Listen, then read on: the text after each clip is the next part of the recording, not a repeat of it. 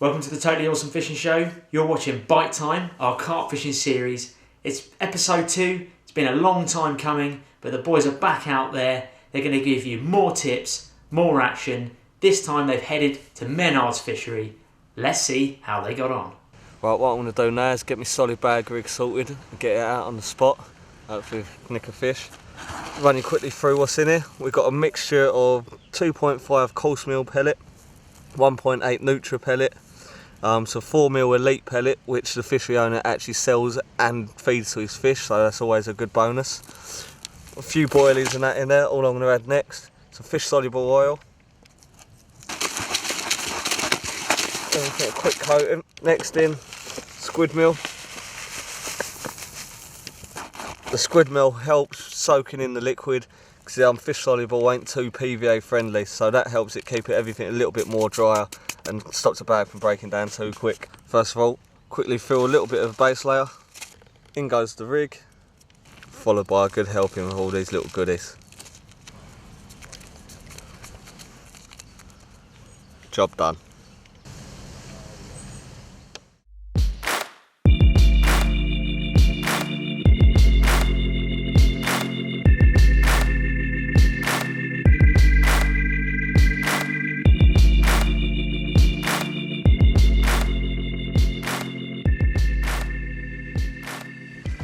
With this one I want to keep really slack. It's only sort of 4 or 5 rod lengths down the bank. There's no snags to get caught up on.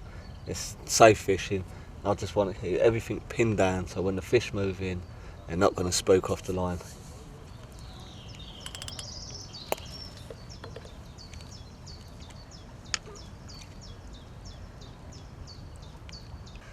Before I clip the bobbin on, all I'm going to do is just let the line settle, sink under its own weight, and then clip it on in a minute. Although I'll still switch the alarm on just in case a quick bite.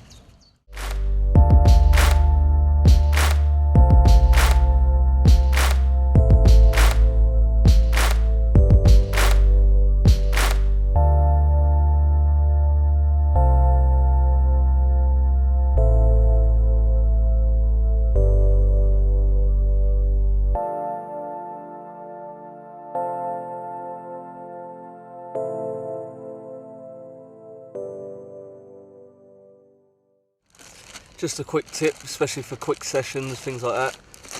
Get a little bag of boilies, whatever you're using at the time, and then all I want to do is add a nice helping fish soluble oil, a real good coat, make sure they get on all of them. Absolutely stinks this stuff, but the fish absolutely love it. What I normally do is I'll get a few of these prepared in advance. Once they're all coated up, I'll usually let them soak in for a couple of hours, pop them in the freezer, and then you've got quick hit bags ready for when you want to get out on the bank. Just a quick tip to boost some hook baits, even your freebies, get that scent out of there, get the bait working for you. Once you've got your hook baits coated in the fish soluble oil, what you can do if you want, got the skirting squid meal here, as you can see, pop that in, and what that does, it gives all the baits a nice sort of powdery coating, and what will happen is all the baits will soak in the liquid, get the coating on them, dry off, and you've got absolutely a tractor packed baits really. Brilliant for quick sessions. To match the freebies that I've coated up with the fish soluble and the squid meal, what you can do is I've got a rig here, hook bait already on it. Pop it in the fish soluble liquid, good shake about, get a nice coating on there. Straight into the squid meal. As you can see already, the coating that's built up, absolutely packed with attractors. Good thing is, where the fish soluble is so thick and the squid meal that acts as such a good coating, most people think you'd cast that out and it'd be gone within seconds and just wash off. But what we're about to show you, we're going to put it in water and show you how really long it does take to break down.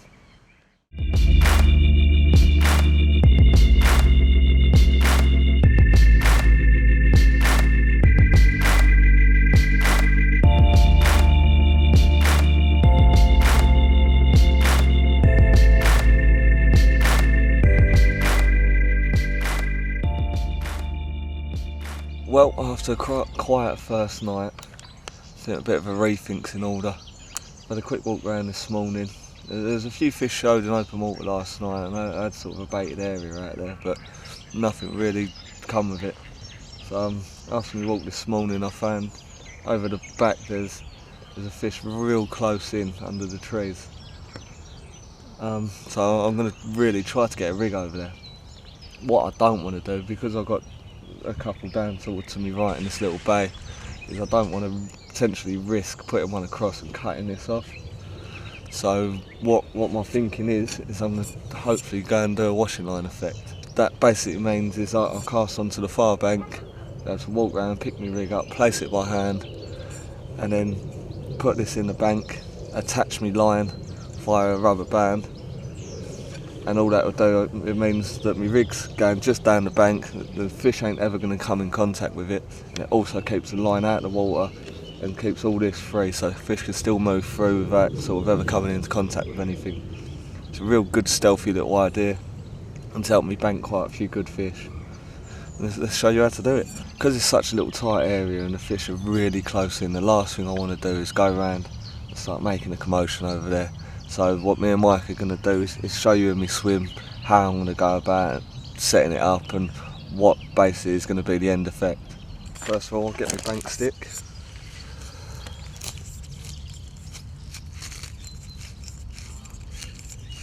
Wedge that in so it's nice and tight. And then if you imagine that I've already cast over to where I am now, so my line will be coming across the lake, I've got my end rig. So what I'll be doing is just placing it by hand.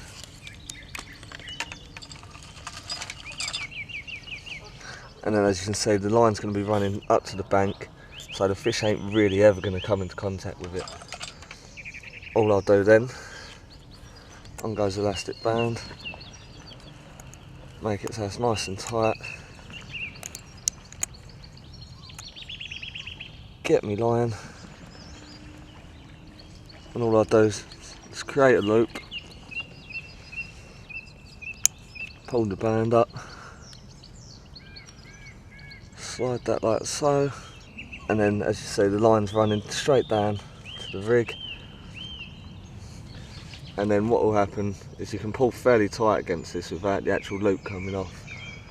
And what will happen, while I'm going to be above the water, no fish can come into contact at any time with it, so that's a definite positive. And keep everything tight.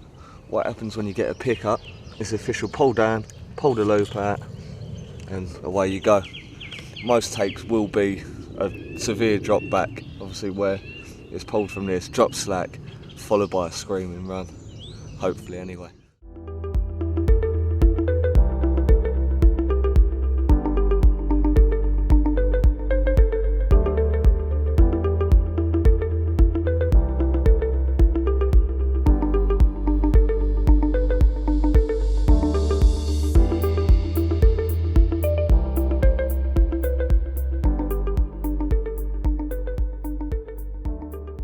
See, everything's ready, the rod's still clipped up. Get in position.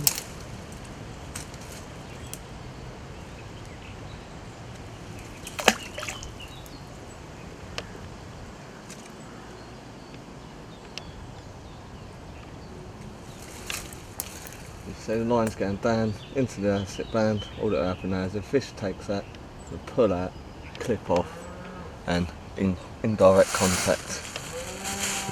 All I'm going to do now is put some bait out.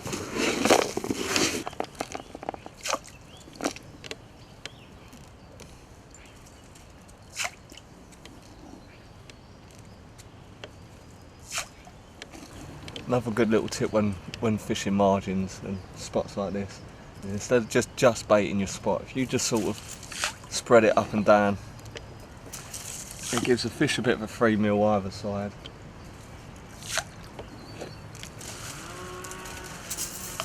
And just builds up that little bit of confidence. I've even done it in the past where I'm fishing a sort of far margin, I've baited the whole way along. There's been quite a few fish there, and basically it just builds their confidence. They have all that free food, they come to your rig and hopefully nail themselves.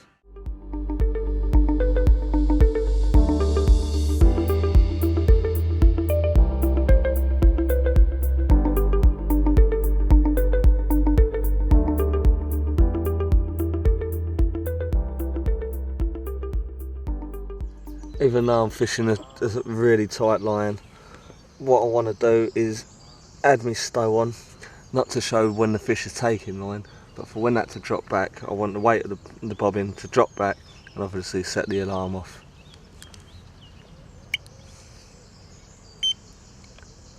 I want to set my clutch. I don't want it super light, because all that will happen is, because you're on such a tight line, it'll just start pulling line off the clutch because it's tight. You want it just enough so if you do get a run, you're not going to lose your rod. Well, that rig's in place now. Sort of cast it across, as I said, done the washing line effect, and as you can see, the line runs above the water. It's dead tight. There's nothing there apart from the last sort of 2 to 3 foot, and I used the tungsten tubing for that, so everything will be following the contours of the lake bed right up until the edge of the margin. So potentially the first thing the fish should come in contact with is the hook bait, and then hopefully be a fish on the bank.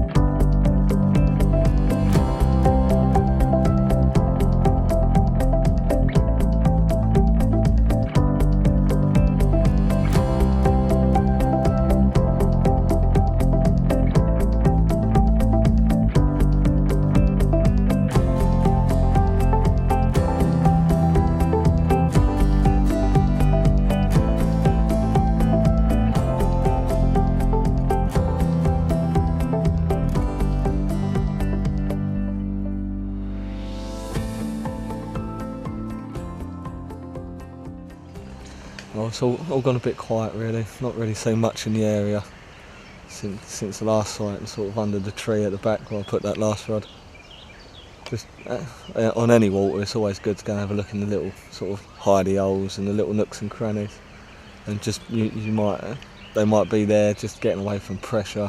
Good little spots, just sort of, even if you ain't going to fish it straight away, bait a few little areas, and then you can just keep an eye on it. If you see fish in the area, then it's always worth a shout. So I did have a rigging down here this end last night. Had a few liners, but I see some fish sort of roll during the darkness. A little bit further up, there's a little bush. So I've pulled one back towards that now, but what I might just do is just keep a little bit of bait trickling in, and then it's only just down the bank for me. I can keep wandering out, having a quick look. And as I say, if you see fish, it's definitely worth a go. So it might be an option for later on this evening if they creep back in. But we'll have to wait and see.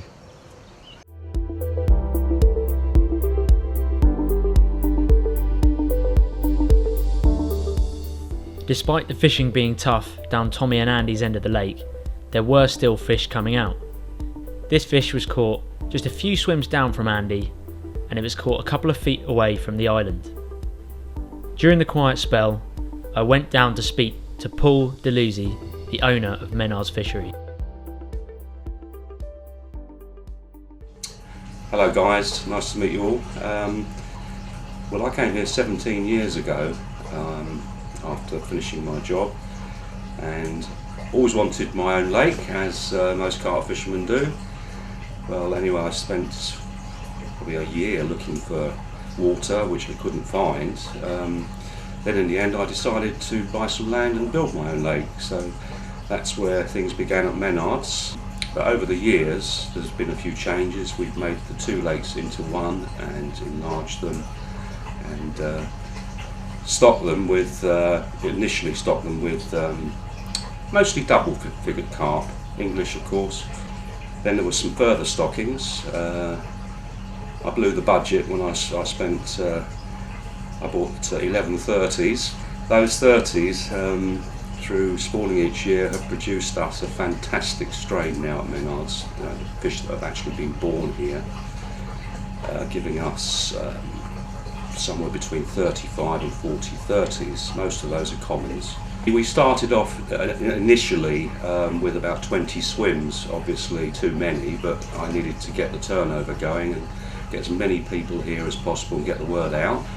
But over the years that has now come down to 12 swims, 8 singles, 4 doubles, and you need a membership to fish Menards. It's a 12-month membership, and you can come to the fishery, have a chat with us and have a look around, make sure you're happy, and we'll make sure we're happy with you and that you've got the right equipment, because safety equipment is so important for our beautiful fish. The water itself is, I would say, we've probably got about 4 acres of water, but we have 4 quite large islands, and the depths vary from 4 foot to 12 foot. In addition to our main lake, we've got a couple of stock ponds where we actually breed our own fish. My son collects up the spawn, puts them in the ponds, and they grow on, or from tanks first, and then they go into the small pond. They're left in there for a year or 2, and then they're moved up to our half-acre bigger pond, where we've got fish approaching 20 pounds now, and they're all stunning, fully scaled, linears, but just beautiful fish. At Menards, we've tried to make it like a one-stop fishery, really, so when you come here, everything's provided for you. We have the large tackle shop, which you can see here. We've got most of the major franchises, but we do allow non-members to fish here. They can either come for 5 nights, which starts on the Sunday afternoon when everything goes quiet. The weekend people are off, and then they can fish right through to Friday afternoon. So it's 5 days, 5 nights. Also a 7-nighter can be done, and you can come any day of the week or weekend apart from Saturday. So again, it's giving people who are not members a chance to come and see the fishery and fish the fishery, and maybe catch a PB, because that's what most people come here for, to get the PB, especially our big one. We're called Buttons, which is it's always around the 50-pound mark. Top weight for that fish was 57.4 back in 2011. Going back to holidays, I think it's important that you know that you can actually book a specific swim.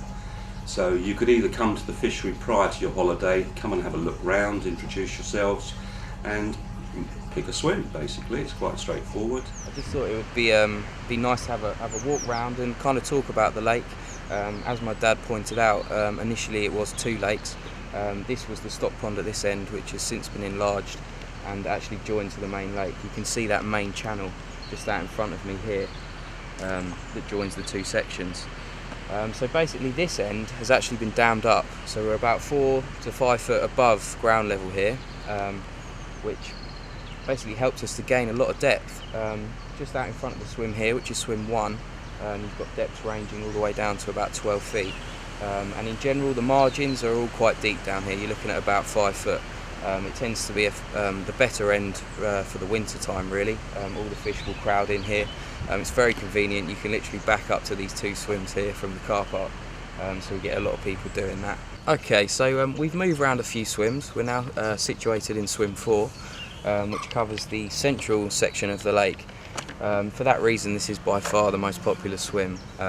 It's big enough for 2 anglers, and it's generally one of the first choices for our holiday customers. Going back to the channel that I mentioned beforehand, this would be the other end of it.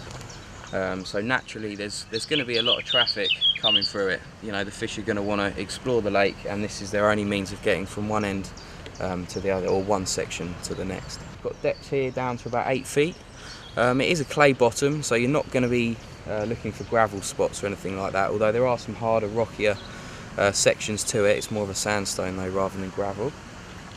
Looking to the left, you've got an island here with a small channel, again, which is difficult to see due to the foliage, but these small little sections are often overlooked, and generally they're well worth looking into.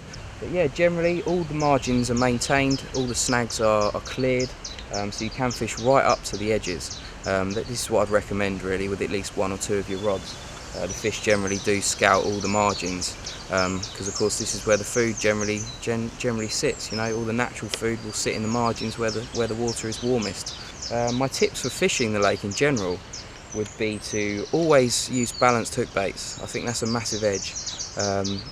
Generally something between a size 8 and a size 6 kind of hook, perhaps blowback style, with a sort of 4 to 5 inch hook length. Nothing longer is required really, there's no weed on the bottom to deal with, so generally you're going to get a nice clean presentation. Inline leads have always been my preferred option, and quite often something quite big, you know, 3.5, maybe even 4 ounces, and often that will be fished with a sort of a drop-off style. You don't really want 4 ounces of lead hanging about while playing the fish. It's fantastic for hooking them, but a couple of shakes of the head once they've been banged in the bottom lip and that lead's off, and generally that'll make them shoot off. You know, they don't quite know what's going on then, and you should get a screaming run. We're now standing in swim 6, which is kind of the third large open expanse of water in the lake. So you've got 3 main sections to fish to, which is quite good really. It sections people up. The islands kind of, you know, they create a barrier really, which secludes each swim. Generally the bottom is a little bit more silty at this end, being that it's the older part of the lake. You're probably looking at around 6 inches to a foot of silt. So you may wish to use a slightly different lead arrangement, perhaps maybe a slightly longer hook length as opposed to the shorter ones that I recommended earlier on at the other end.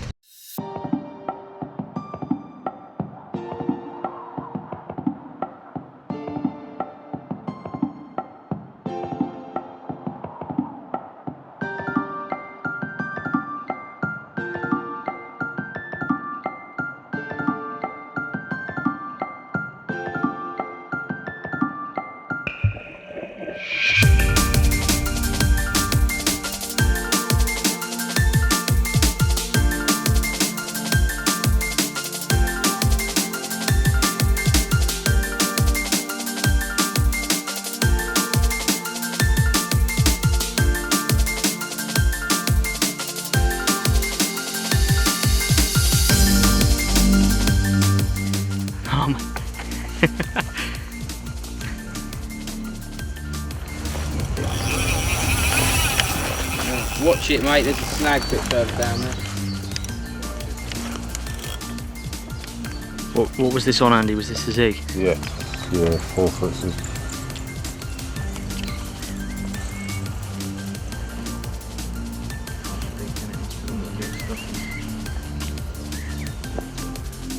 Oh, just caught the glimpse of his line through the hole.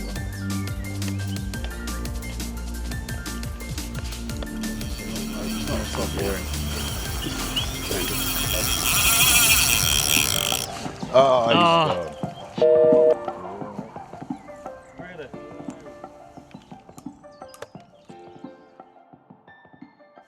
What I've done, drilled out the centre of my leads, and then I've got some capsules that I'm inserting into the into that. And then I'll take a syringe, which I've got some anchovy oil in, Scretton's anchovy oil.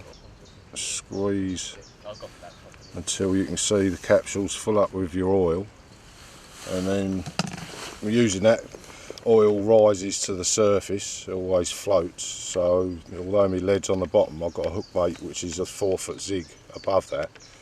The thought behind it is the oil, as that travels up through the water column, eventually it's going to sort of go past and be in the area of the hook bait, so a little bit of attraction. Right guys, I've come around and changed my bait and my rig, but instead of having to reel in, one real handy sort of tip with the washing line effect is, don't want to go through all the palaver of trying to get it back out, get it clipped up, walk it back down. All I can do, I can come round, leave the rod on the rests, as you see it's all clipped up still, pull out the rig, clip the new one on, back in position. There's no disturbance, nothing. All you do is drop your rig in, handful of bait if you want, and away you go again, you're fishing. It's a lovely little corner down here. The sun's beating down on us, and you almost guarantee there's going to be a fish visiting this little corner at some point.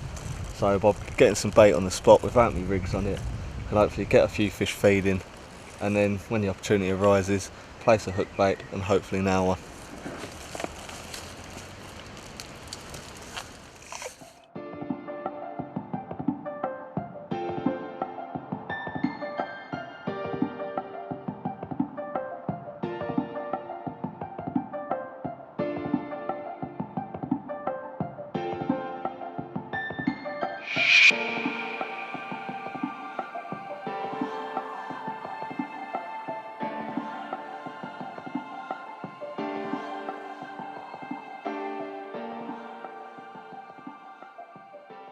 Well, Tommy, it's been a tough session so far. I think. Well, we've seen a few fish on the first night, didn't we, showing? And then I know there's a few guys that have had sort of the odd 1 or 2 carp out, but it's not. It's been tough down this end of the lake, hasn't it? Yeah, it's been very tough. As you say, we see a few sort of the first night, but there's been nothing in it. And you look at the swim, and it absolutely screams carp. It does. It looks lovely, doesn't it? It's Yeah, a lovely we've swim. been sort of keeping an eye on all the likely little areas and baiting little spots, but there's nothing really seems to be getting in. The majority of the fish seem to be penned up in between all the islands. Yeah. And I think they're sort of sticking really tight up. Yeah. So it might be a case of having a move for the last few hours this afternoon if nothing does happen. Tommy was indeed right. There were fish up near the island, and I was lucky enough to film one of the Menards originals. 3310, PB Common, Menards carp fishery. Awesome fishing. Cracking fish. What did you catch that one on? 2 grains of maize. Ah. And how far out are you? You by the island? Just by the inside island there, tight up against the island. That's a lovely fish. Good start to a weekend. Birthday weekend, Birthday weekend. Is it? Yeah. Birthday Monday. Birthday fish. Yeah, birthday 30. Can't go wrong with that. No. Cracking fish. Well done, mate. Nice old original, this one. Is it? Yeah, been in the lake a long time. Happy days.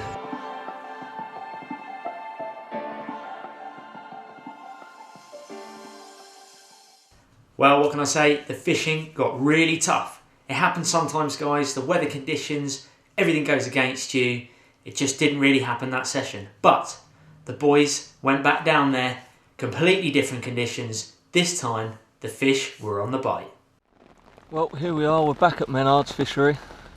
You see, last time we was here with Mike, it was absolutely scorching, it was red hot. The fish weren't really interested. I think they was more worried about sunning themselves and getting ready to spawn. The fishing sort of died up, and I think it was a couple of weeks after we was here, not a lot of fish come out.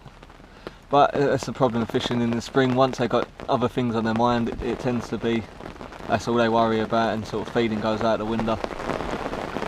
Luckily, we've been invited back. The weather's a lot better for fishing, not so good for filming. But we've got lovely sort of southwesterly winds, a lot of rain. It's been absolutely torrential today. But within the first hour of setting up, we've only gone and caught a fish. It wasn't massive, lovely little common. But we're off the mark and the pressure's finally off. So there's a lot of fish up here at the minute, and sort of crashing all over the shop. We're more or less doing exactly the same tactics as last time. I've got solid bags out. Again, I've got one on the washing line across the tree line to me right. Hopefully, fingers crossed, still got the rest of the day tonight and tomorrow. Hopefully we'll have a few more. Andy's not in the same swim as last time, he's moved up to me right, offers him more open water. As you can see over there, he's got more open water. Lovely island to go to. There's been quite a few fish showing off the island today. There's been fish showing up into me left where Andy was last time, so seeing as no one's in there, I've put another solid bag up to showing fish. I ain't put a lot of bait out. All I'm fishing at the moment is just solid bags to try and get a bite at a time, and then if they really start coming on, then I start introducing a bit more feed. Well, just as fishing goes, we've spent hours upon hours racking our brains trying to think what's going on. It's been hard work, isn't it? Yeah, frustrating. We've had lumps like chucking themselves out all through the night over baits, no pickups, a few liners and stuff. Tommy's decided to have a move, found some fish out in front of swim 8, and yeah, you're just about to see the fruits of hard labour. Yeah, it's right there. So I've been in here not even 5 minutes. Tried doing everything stealthy as possible. I've got my pole, I've cast onto the bank, shipped one up to the island. I noticed a few fish down to my left, right in the margin, so I've shipped another bait out there. I didn't even have time to bring the pole back before it was rattling off. As I'm playing that one, the one off the island screamed off as well, so luckily Andy's reeled in and run round, gave me a bit of an hand. And as you can see, there's 2 fish in the net. They're not massive, but they're more than welcome, I must say. So let's get these out and have a look. This is the one that come straight well, more or less, as soon as the bag dissolved, it must have been straight on it. So some of the ones that I have seen down here have been absolutely massive. So, but they're all welcome. Morning folks, here we are at Menards fishery. This time yesterday I had a take about this very similar time, but managed to lose the fish at the net, which is always disappointing. But as you do, you plug away, and so similar time again this morning, had another take, and resulted in an absolutely beautiful £20 common, which is my first for the camera, so well pleased with that. Got over the jinx. Managed to put about 3 or 4 handfuls of 12mm baits out around that, scattered them, and fished the butterfly regular amongst them, and this is the result. And here he is.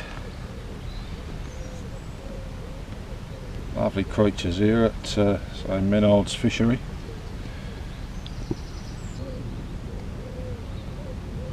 As you can see, maybe out of sea, we're using a fish cradle, which the guys here at Menards supply you with when you fish here. Fish safety is paramount at all times, and yeah, sort of one of the first times I've used a cradle, and yeah, quite impressed with it. Holds a little bit of water in the bottom, and if the fish starts struggling and you're having trouble holding them, you can sort of just slowly put them down into a little bit of water, keep them moist until they've slowed down a little bit, and you can have another go at trying to get in your trophy shot.